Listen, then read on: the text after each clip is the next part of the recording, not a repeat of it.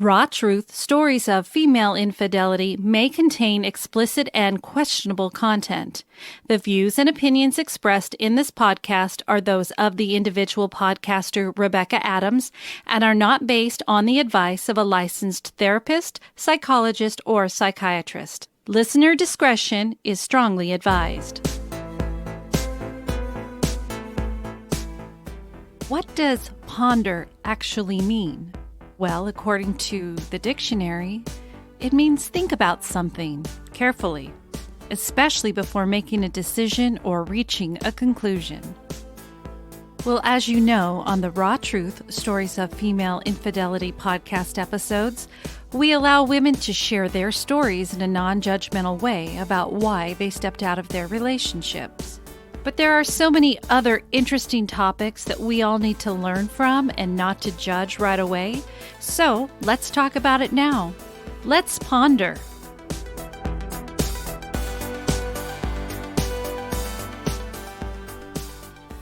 Welcome everybody to Let's Ponder on Raw Truth, Stories of Female Infidelity. I'm so excited to finally be able to release this episode.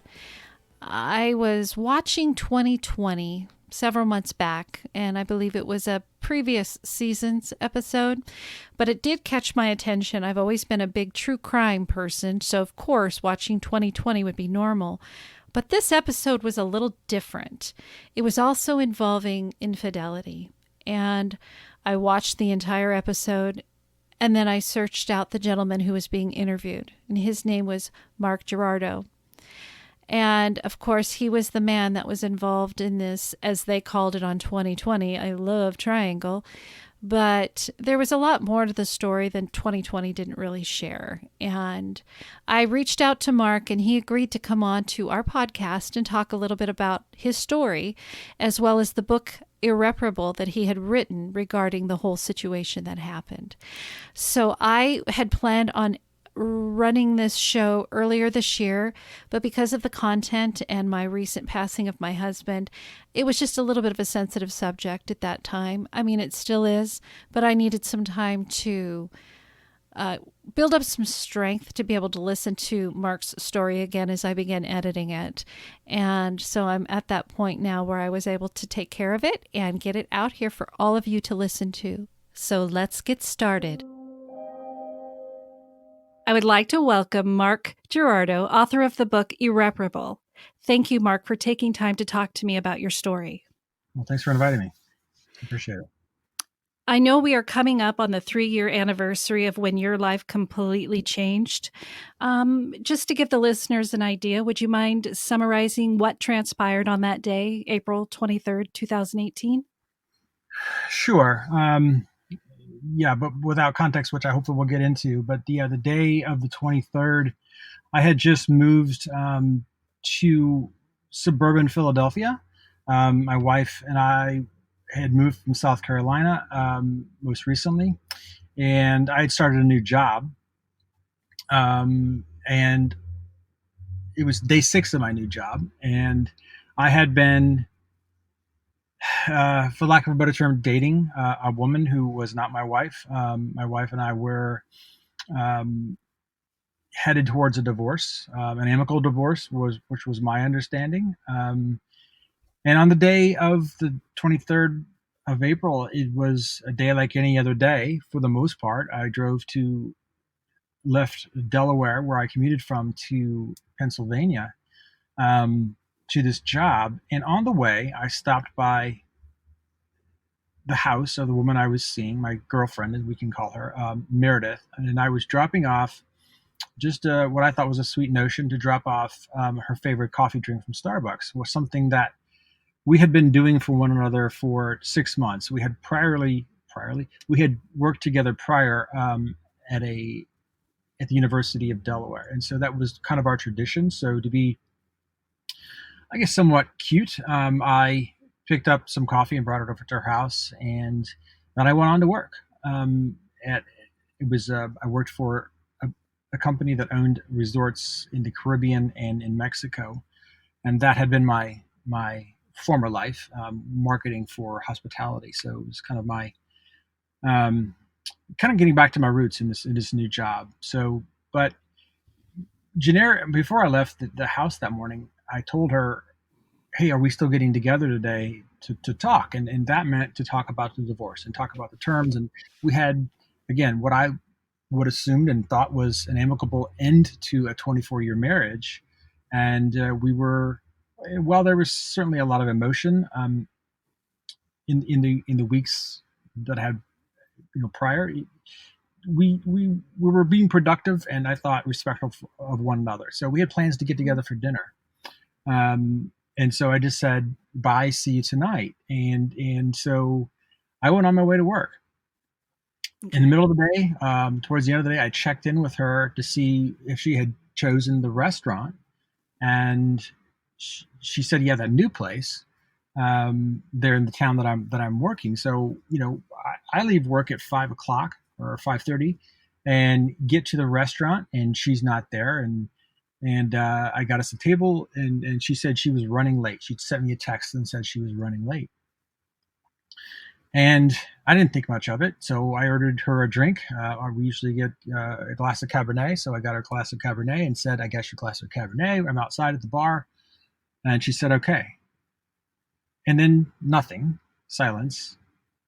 And then finally, she comes on, or again, via text and says, I made a wrong turn. I'm going to be late.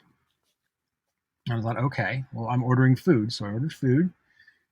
And then she sends me a text. Now, we have raised golden retrievers for our entire lives together. And so we had a golden retriever back at the apartment that we were living in. And she said, where's Huck? I knew you took Huck. I knew you were going to do this. So her fear and her thought was that I had taken our golden retriever, which was not part of our agreement. And I said, Janera, I didn't take Huck. I don't know what you're talking about.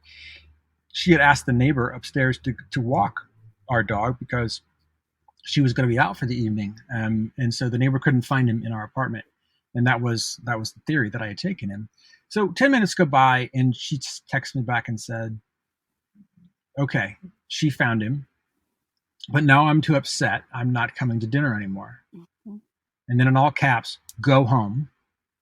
And I said, no, I've ordered drinks. I've ordered food. I'm going to sit here and enjoy this. And she, again, all caps, go home now. And I thought that was rather strange. And I had been texting Meredith off and on while sitting there waiting, and she wasn't responding. I tried calling her, and again, no. And that was very rare because she had two phones, and one for work, one personal. And it was very rare that she wouldn't pick up. So, mm-hmm. But after that, my wife's series of texts, it was rather strange. And anyway, so a few minutes go by, and she sends me a photo of a pile of garbage, and in the middle of the pile of garbage is a condom. And so what I could see, from what I could tell, and the message she was trying to send me, it was that she was outside of Meredith's house. She had gone through her garbage on the outside of her house and poured it on the sidewalk and was going through it. And I thought, my God. And that's when I started texting Meredith frantically, like, Janera's outside your house. Are you even home? And then she sends me a text. My wife said, you ruined my life. She sends a second text that said, I hope you never find happiness. And then she sent me a third text that said, bye, Mark. Now, by that, I suspected that she had left, meaning she'd mm-hmm. been fed up with this whole divorce process and was just leaving town. But at the same time, she had been over to Meredith's house going through her garbage. So I was concerned Meredith wasn't replying. So I jumped in the car and drove over there. It's about a 10-15 minute drive, depending on traffic. When I got there, I saw Meredith's car behind her house in the driveway where she normally parks. And so she's home. And I knocked on the front door where I had dropped off coffee that, 10 hours before that morning. Rapped on the door. She did not respond. And I thought, okay, she's upset with me. My theory being that Janera and Meredith had gotten into a clash of some kind, and Janera said some things and filled her head with a lot of um, ideas, and so I went around back to see if I could rouse her, or to knock on the door and to see if she was home. And when I peered through the back door, and it still takes my breath away to get that vision and think about that moment. Meredith was laying face down on her kitchen floor, and as I say, that began a moment of shock that I still live in today a lot. I wasn't thinking. I wasn't thinking. I just didn't understand why she was laying on the floor, and it was the first warm day of spring, and I thought, okay, she's passed out because it's warm outside, or I just couldn't. So I kept yelling and knocking on the door, yelling her name, Meredith, Meredith, and she wouldn't rouse. And by the third series of knocks, I realized that the door was ajar, and so I just pushed it open and walked in and found her laying on her floor, her leg cocked up strangely, her keys in one hand, her phone in the other, and I just was again trying to arouse her by shaking her a little bit, and she was warm, she was but I was freaked out that she wasn't responding, so I ran outside. The neighbor next door had been standing on his porch, and I yelled for him. I had met him 2 days prior to police call 911 that Meredith was down and she wasn't responding. He came running over. He had dispatch on the phone, and they asked him to check her pulse, and he said there was no pulse. And even though I heard all that, I was still convinced that no, she's still alive. She's warm. My God, somebody get her as soon as possible. I stayed with her, and I talked with her, and I rubbed her hair. Because it's not real, No, this doesn't happen in life. This is somebody else's life that's happening, not your own. I don't think I even had that conscious thought. I was just in this. Meredith's hurt. She's laying here, and she's not conscious. I want her to wake up. So I guess 5 or 10 minutes go by, and the amount of time is just a blur. And eventually the police told the neighbor, to get me out of the house.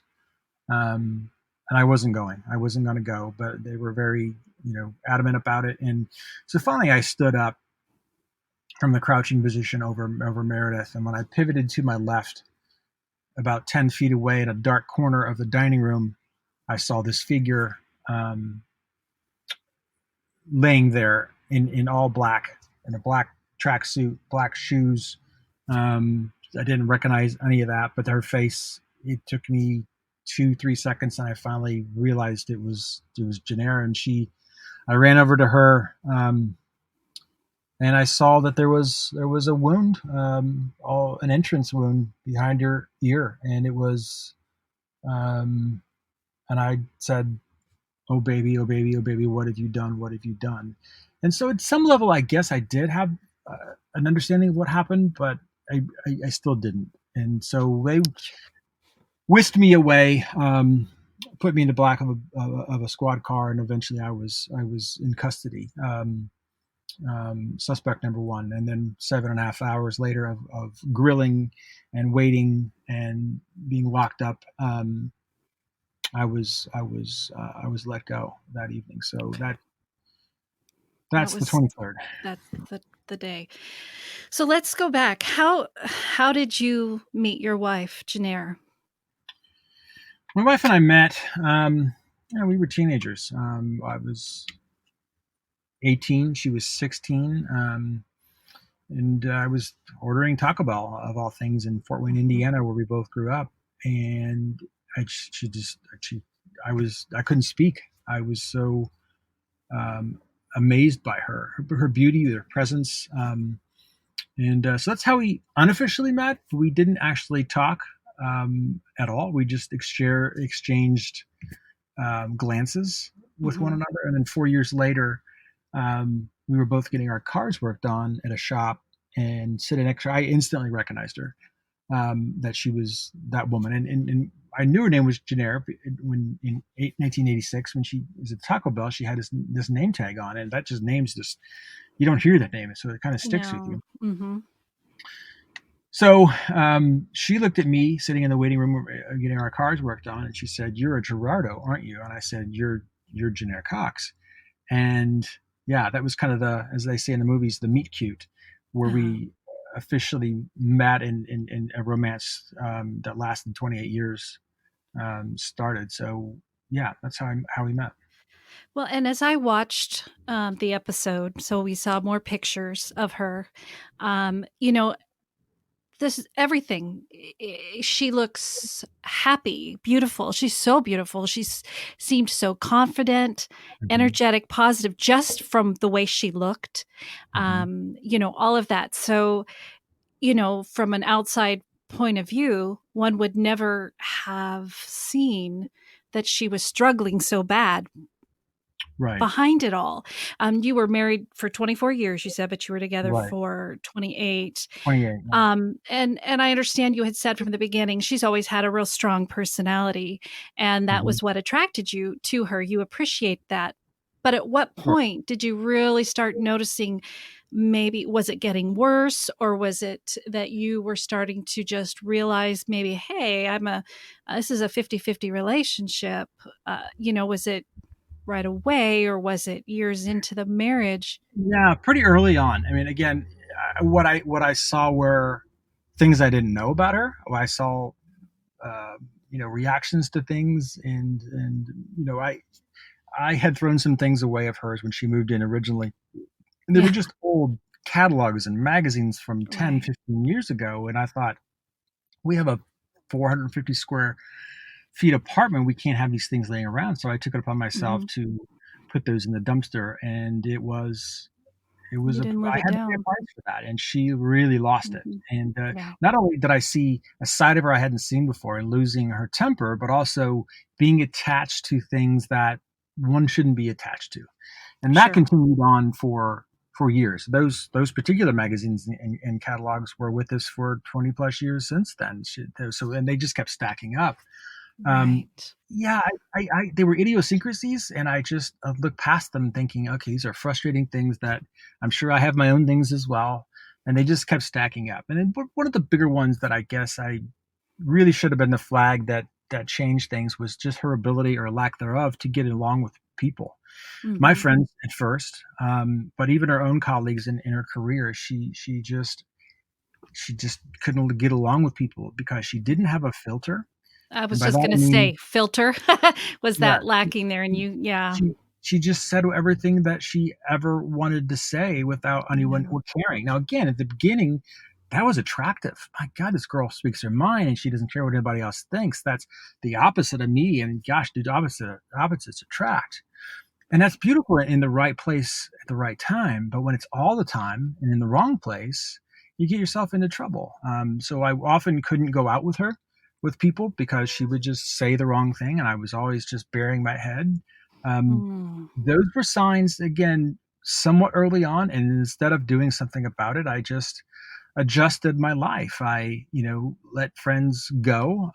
We didn't go out. We stayed in, which is all that she ever wanted. She didn't want to be or have mutual friends together and go out. And so I just adjusted.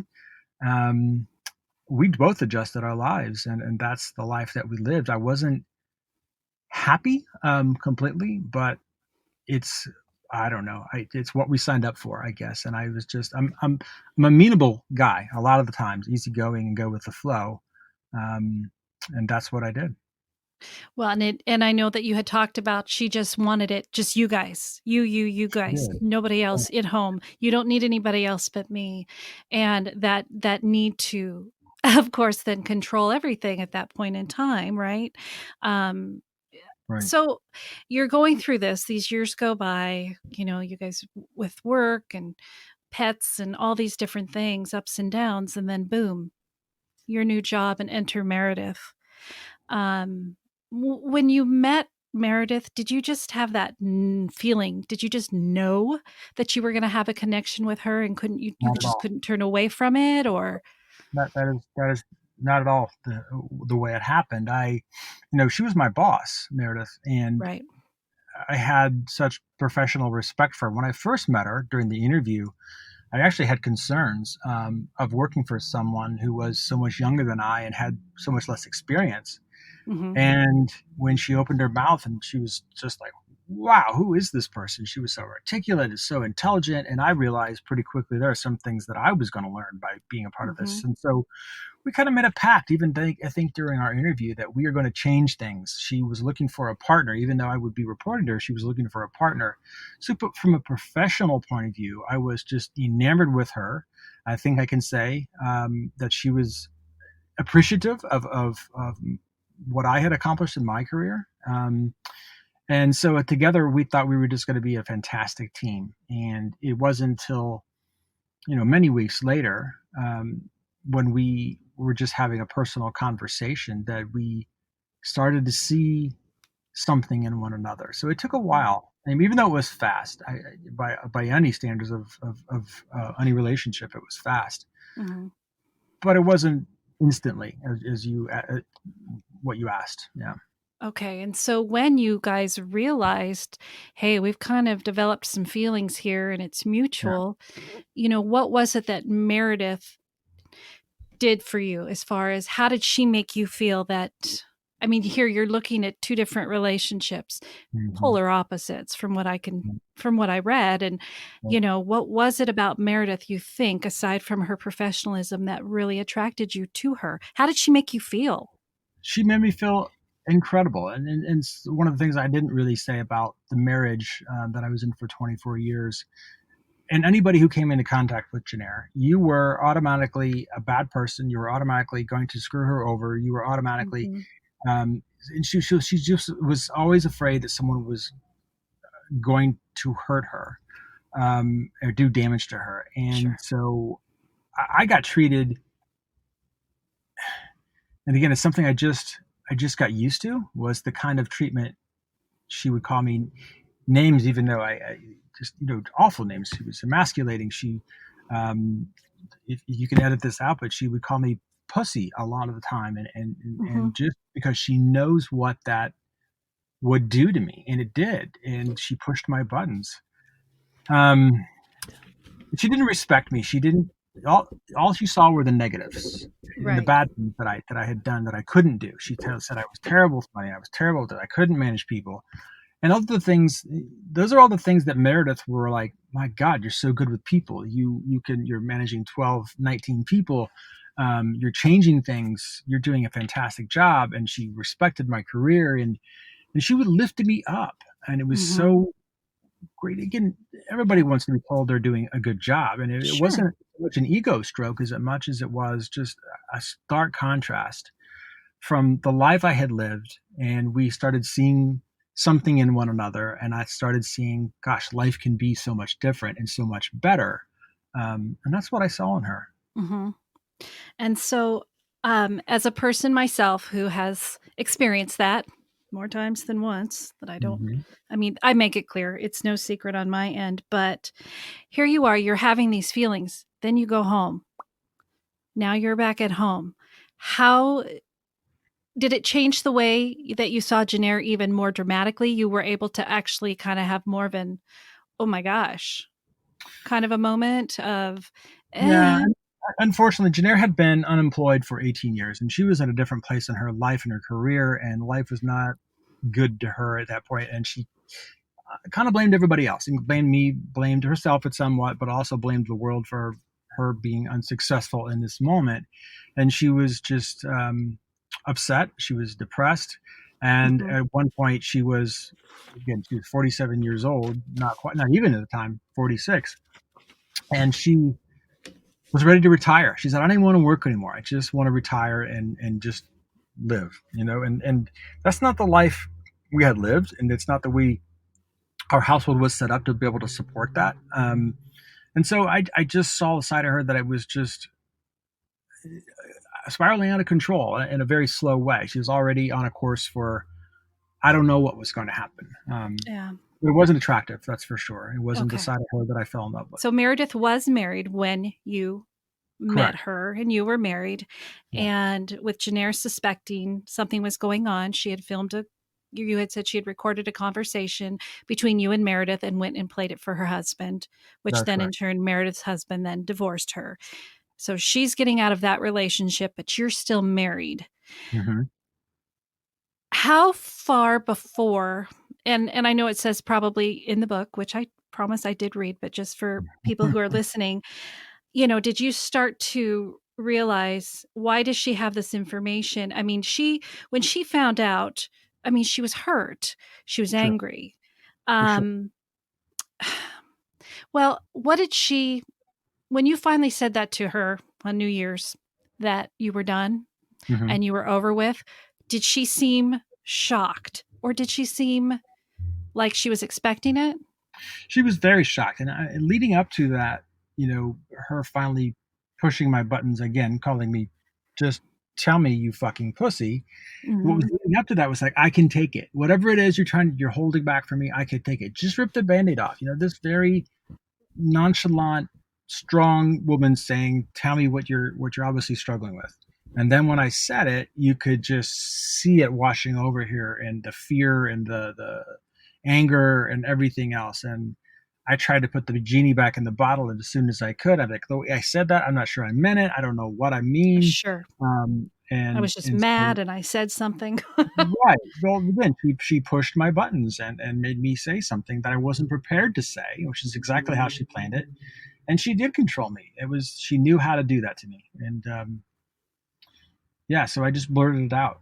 Had she, throughout your relationship, throughout your marriage, I know, I mean, with her personality of just wanting to blame other people and do all those Mhm. things, how had she ever been diagnosed with any type of border personality? No, Can't even but say it. I, Personality. I will say the one thing she was diagnosed with, and this was 5 years prior to 2018. To 2013, she was diagnosed with Hashimoto's disease. Now, that's an autoimmune disease For your that affects your thyroid. thyroid and your hormones and production. Yeah. And that, in and of itself, can cause, and in this case, it certainly did cause, a fair amount of depression. Hmm. She had lost a lot of weight. She was starting to lose her hair.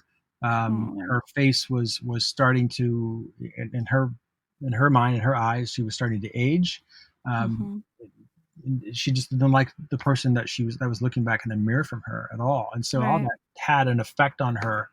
But no, I mean, up until the point where I filed for, I was about to file for divorce.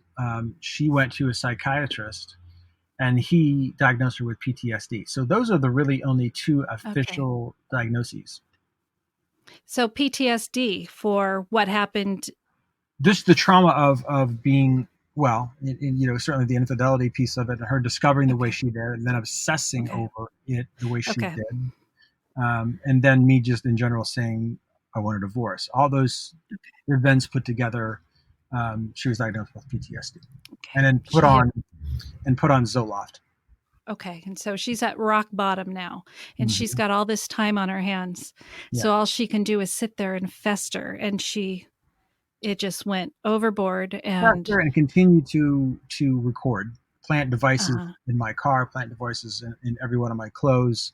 And then she broke into my office at the university, and I can only assume she broke into Meredith's office as well. She had bought a lockpicking kit, and it just was, again, spiraling out of control, the things that she was doing and no one knew about. and you wouldn't have ever suspected that. No, I mean, again, I think Jenner was a strong person. She was a vocal person, and she spoke her mind. But this takes it to a completely different level, for sure. Absolutely. Absolutely. So here you guys are. You're split up. You can't divorce because of the situation with your residence, right? Right. And, but you agree to go to couples counseling, Hmm. even though you were wanting to have a divorce. Were you doing that just to placate her? No, so again, Um, but when that happened, divorce was not spoken. It was, yes, okay. I'm in love with Meredith, and I don't know what I want to do about it. Was a statement that I made. I'm in love with her, and I don't know how it happened, and I don't know what I want to do about it. How did this happen? What does it say about us? And so going into therapy was for me to find some resolution at the end, or a repair, to our marriage, whereas Jenner was, I want to fix this. I want him to stop seeing Meredith. We had completely different goals going into it. Okay. And it wasn't really until, the many months weeks that went by that it was started to become clear to me that divorce was imminent, and Mm-hmm. and even not. It wasn't until my divorce attorney heard about all the things that Jenner was doing, and the recording devices, the GPS devices, the following us. She's like, you cannot fix this marriage. It has gone too far. Mm-hmm. You can never trust one another again. Mm-hmm. And she said, do you really want to live a life like that? And I said, no, we can't. And so that's when it convinced me to, and this was 3 weeks before the murder suicide, that I spoke to my lawyer and then decided at that point to file for a divorce. So you guys were sleeping in separate bedrooms at this point in time. Yes.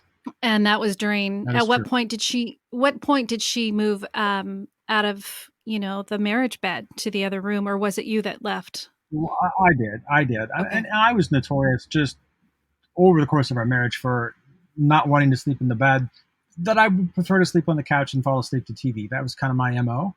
Uh-huh. But I officially moved into a different bedroom in Delaware, kind of right after, New Year's, after it started deteriorating. And yeah, and Okay. so we were not in the same bed. So it's 4 months is going by. She's struggling. You can't Mhm. decide if you want to, stick with this marriage. Right. She's really, really having a difficult time. You're Yeah. loving the life with Meredith. You're looking forward to it. You're excited. Did you Yeah. become intimate with your wife again during those few months? No, no. So back before she had irrefutable proof of that I was in fact in love with Meredith, and she had all the recordings, and I didn't know that. She cloned my phone, and she just had this Oh, arsenal of God. proof. And I finally, in February, said, "I'm in love with Meredith. I can't deny it anymore." And it felt so good Hmm. to kind of get that out. From that point on, no, we had already stopped sleeping together. But in January, is part of her um, activity to find the truth. She actually seduced me, worked really hard, and I thought, if I fight this, it is going to be a very clear sign that that I'm not interested in her, that I'm interested in someone else. So I kind Hmm. of went along with it, and as one can do, you go through the motions and mechanics of it. And she even said that afterwards. That was not you. That was Oh, yeah. mechanical. But I noticed something, and this is not in the book, and I don't tell a lot of people this. I noticed something after I noticed her phone on the nightstand face down, and that was odd. And I couldn't get that image out of my head. And so in the middle of the night, I walked back in there and lifted up her phone, and sure enough, there was a recording called "Sex with Me." And my thought was, here it is. She's going to just use this as ammunition Absolutely. Yep. and send it to Meredith and just put an end to it. And I Uh-huh. thought that was, yeah. So it did. So to answer your question, yes, we had sex one more time in January. But that was it. Had she ever had moments of infidelity herself in the marriage, or you're fairly sure she had just been with you? I'm very sure she had not. Yeah, because that's just No. not who she was. Yeah. A lot of the things that you wrote about, um, from the beginning even to the end, I could relate to. Some of the Mm-hmm. way Jenner was in younger with the controlling, I see myself a little bit in certain things, and I would read the book and I'd go, "Oh my gosh." But I grew out of that as I got older. Okay. You're not, you start to realize the world is bigger than what you grew up with, Mm-hmm. and you start to be able to get more comfortable with people and yourself. But I married young, and my first Sure. husband, he had a lot of those control things, just like that. The name calling, putting you down, you're stupid, you won't know. What did he used to say to me? You are Mm-hmm. stupid and only, what did he say? You're ignorant, which that's one thing I'm not. And you only use 3 brain cells. I mean, stupid stuff like that. And you can't say the word this way. You have to say it this way, or you have to pass the salt and pepper this way, not this way. Anything I did wrong, Yeah. there was no living it down. You just couldn't live it down. Mine was loading the dishwasher. I couldn't load the dishwasher the right way. She would redo it all. Pack a car, go on a trip, she would unpack it and repack it her way. Yeah, not good.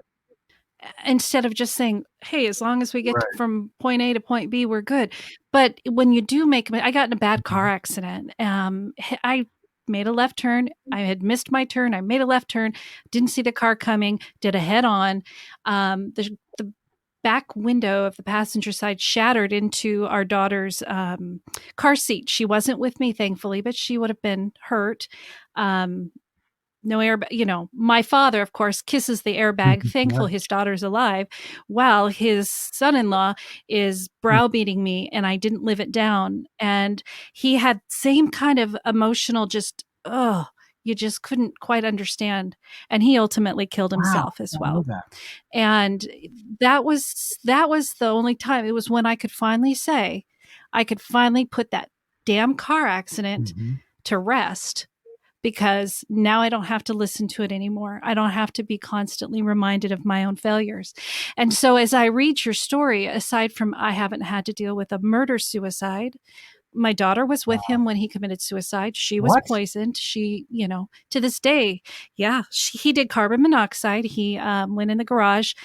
We were separated, and she was in bed asleep. He went to the garage. He started his cars and didn't wake up. She wasn't killed. So what you're saying? That's what was that with what? You said that your daughter was with him, so he was attempting murder-suicide for sure. He could have been, definitely. She was asleep. She came out, she was 3 years old, and she found him. And so here she is outside trying to wake her dad up with, in all that toxin. And she, I thank God that I was able to get the police over there when I did. I can't get a hold of these people. Where's my daughter? She was poisoned. And it continues on, the depression, and all that kind of stuff. And that's another story with her. But I don't know what I'm trying to kind of say here, but other than I can understand a lot of what you were feeling throughout your marriage that might want to push you into somebody who is going to treat you with respect and be kinder to you. And, taking a step further in your book, here she is. She's taken Meredith's life, this beautiful woman. Then she took her own as the biggest fuck you to Mark, because she's got this control now. She got you. She got that last word. She did. And that was, and then she wrote that.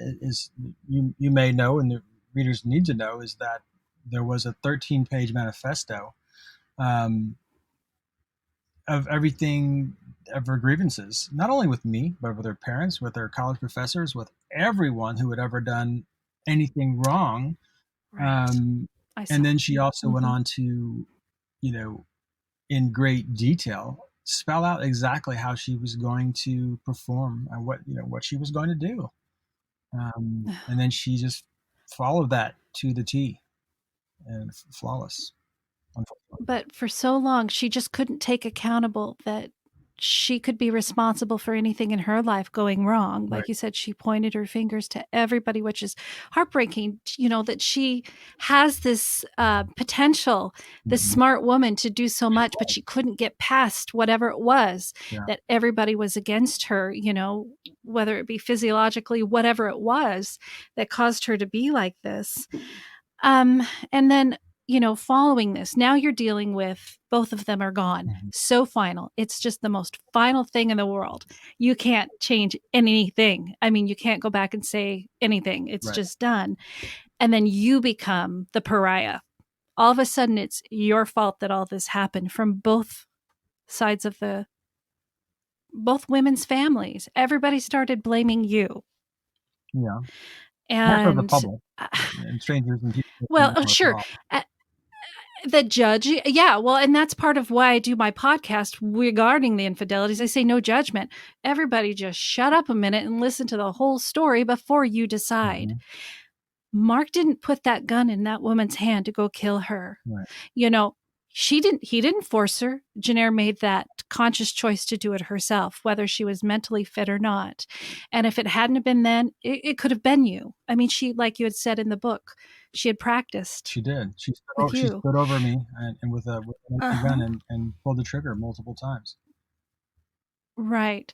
And sadly, how Meredith was just a collateral damage in this Yeah. situation. Knowing how people who are in that state of mind, like my first husband, he would threaten to kill us all. I'm going to run us off the road. And I remember saying to him, if you're going to kill yourself, leave us out of it. Right. You just do it yourself, kind of a Yes. thing. And, so I think, I mean, this is just my opinion that if it wasn't then, it was going to be at some point in time. She was going to Well, be going down that that's road. funny, but it's interesting that you say that because if you're, and obviously you've had some experience with this, my psychologist, multiple that I've had, said the same thing. If it wasn't this trigger, it was going to be another trigger Mm-hmm. because, and I'll say this, it was not the infidel. I know this show that you talk about is about affairs and infidelity.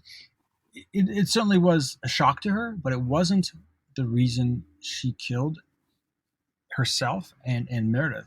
It was her inability to see a future for herself. She didn't have Mm-hmm. value. She didn't have a sense of value of herself and her abilities. And again, Mm-hmm. blaming everyone else, blaming Meredith for her life being ruined. It was Right. the potential that Meredith and I were going to go on and live a happy life together is the reason she killed her, not because of Right. the infidelity. I think that's an important. No, and yes, no, I think no, and I understand and I agree with that. Because yeah, from what I read and everything, it was they did this to me. They caused this. They did this. And I know that it's still kind of fresh. I mean, not quite 3 years. That's still new. And working through forgiveness of yourself. How are you doing with that?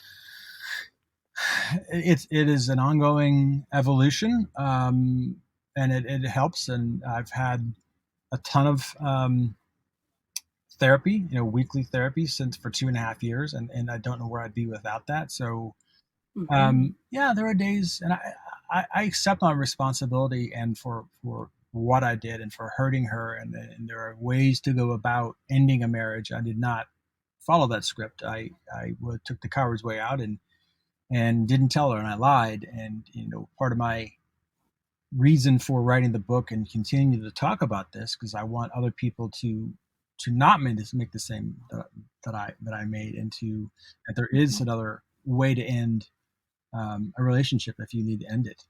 Um, Mm-hmm. and I will say the most satisfying part of the work I've done thus far are the people that do reach out and said, I've been through this and I feel you, and like just like your story, which is very very similar. But there are people that are in the middle of an affair, and there's a woman just last week who saw the rerun of the 2020 show, and she was in the middle of an affair and stopped it immediately and said, "We need to talk. What do I need to do to get out of this?" And I thought, wow, that is such direct impact uh, that this Mm-hmm. story has had. And so I think that continues to happen all the time through multiple channels of people reaching out to me and asking me questions. And I'm happy to serve in that capacity because it's the only thing I Mm-hmm. can do. I can't undo what happened, but I can help others. Right. And that's my goal. And that's kind of where I come from, with this in my own past is if Sure. I can do something good for somebody else out of something that went bad, if I can make a difference going forward, it's so good to feel that, maybe you've helped somebody else. I know I just said that, I'm repeating No, it, but, it's fine. um, It's it, powerful. oh, it is. And it's like, it makes you want to keep going that way. And I do believe that is part of your recovery and your healing. Yeah. At least it is for me. Mhm. Every person that I can touch and make a difference with and talk about the things that people are going to tell them they're horrible people about. Right. But here I am saying, no, there's reasons here. Let's find out why. And it makes a difference. that's worth it all to me, and you've done a lot in these last couple of years. You've gone through so much, something that you never would have expected to have happened in No. your entire life. And, your book definitely is good. It's good Yeah. writing. It doesn't get boring. It's intense. And I think that a lot of my listeners really, really need to consider reading this book, just because to any choices we make in life, there's always going to be a consequence, whether it's good or Yeah. bad. And, for them to look at this big picture and see, in life, how things can go. So where can people get your book? Yeah, it's available through Amazon. It is available through other retailers, and I really don't know all those retailers and where they are throughout the world, actually. But definitely, Amazon is a place you can get it. It's the fastest, easiest way. You can download it for Kindle, and you can also buy the actual book. I am in the process of contemplating doing an Audible book, but it'll be a few months before that's available. Well, that's great. And I have a question, and the reason why I ask this is because, as you've heard my format, Mhm. for anonymity reasons, and privacy and security, and all of that, women are sending me their stories. I'm reading them, so we change names just to keep them safe. Mhm. But stories that I get from both the men and women, I'm told, oh my gosh, this was so Mhm. therapeutic to just write it out. And I imagined you felt that way after you finished this book. It was, my intent was not to write a book at the beginning. I Mm-hmm. I was, there were a close circle of friends who were checking up on me and calling every day, and I was calling them, and they were the people I go to. But you can only say I'm hurting so many times to somebody, and I imagine they were growing weary of hearing all the things I was going through, and so I just was starting to feel bad. So I picked up a journal and just started writing and just getting it out and saying the things I would normally want to say to somebody. I was just saying them to the journal, and it got to be thicker and thicker and thicker. And then one day I walked into my therapist and I told him I was journaling, and I said, "Do you want to hear some of it?" And I started to read it to him, and he stopped me and he says, "This needs to be a book. My God, what you've gone through! It's a 1 in a million chances that's going to happen to someone else, but." What the steps leading up to that are very common, and I think what you've gone through you can help so many people. I encourage you to write the book and turn this into a book, and I just was not convinced, but the more I wrote it and finished it, and then I said, okay, I think this actually can help some people, as a few other people read the manuscript, and had that same feeling, and so that helped me to that others were encouraging me to do it. It still was a leap of faith, because certainly there are Mm-hmm. and will continue to be detractors from that, and most of these people who haven't read the book, and they have made up their mind already. But if you read the book, you get the full story. Um, and I'm not trying to Mm-hmm. convince anybody, but I think there's a lot to learn from that. And as you know, after reading the book, I take my lumps. Um, I, I take my blame for what happened, and own up to it. And I'm trying to live a better and different life Exactly. because of that. Well, and I think when a person is able to own up for things that they've done wrong, that just is so much more freeing. You can work on forgiving yourself when you own up to it. When you're in denial, you just can't. Yeah. I appreciate you so much taking the time to talk with me about this Well, thanks, painful, and Rebecca. it's such an important message. Mental health, is something that so many people suffer with. Mhm. And there are so many people out there that think it's not even real. Yeah. Oh, it's in their head. Well, literally, Right. Get over all and it's important, right? It's an important that awareness continues to be made to help people understand that it's just as serious, if not worse, than a physical ailment that you can see.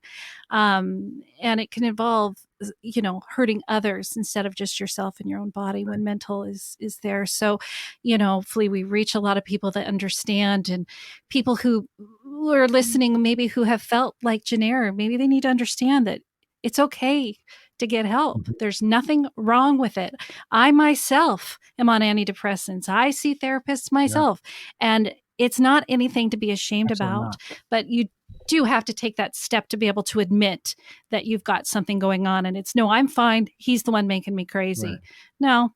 How are we going to process what is it about him that's making you Mhm. crazy, kind of a thing? So I'm going to have the links to Amazon, your website, and all of that on my episode notes and on my Facebook page. And then that way my listeners, definitely, I recommend this big time that they check this out. And I've had several authors on this show, but this is the first one of this matter and this seriousness. And I know you're a busy man, and I so appreciate you taking the time to talk with me and do this. Absolutely. I think I'm proud of what you're doing as well, and I'll continue to be a listener. I'm glad. Thanks for reaching out. We're both doing hopefully good work. Amen on that. Thank you. Thanks, Rebecca. Okay, bye-bye. Right, bye-bye. That was an amazing interview, and I really do appreciate Mark's time. I hope you guys have the opportunity to get his book, and I bought it for my Kindle before I was to interview him to understand more about his story.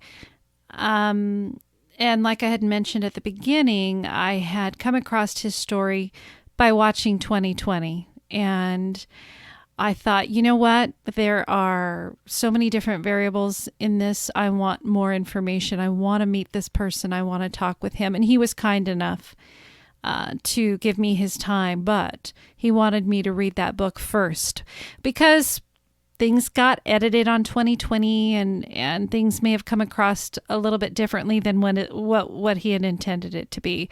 So I kind of wanted to be able to put it out there for him to get the record straight and share it with my listeners.